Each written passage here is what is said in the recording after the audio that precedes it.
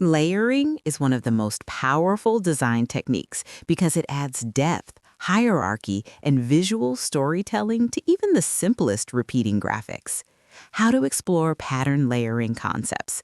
Launch Photoshop and create a square document, ideally 1600 by 1600 pixels. Then design your base motif using the pen, shape, or brush tool.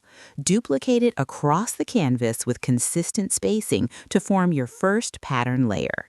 Next, create a second layer and design a contrasting motif, perhaps smaller shapes or subtle textures, arranging them between the original elements. Adjust opacity or blending mode so both layers remain visible without competing for attention.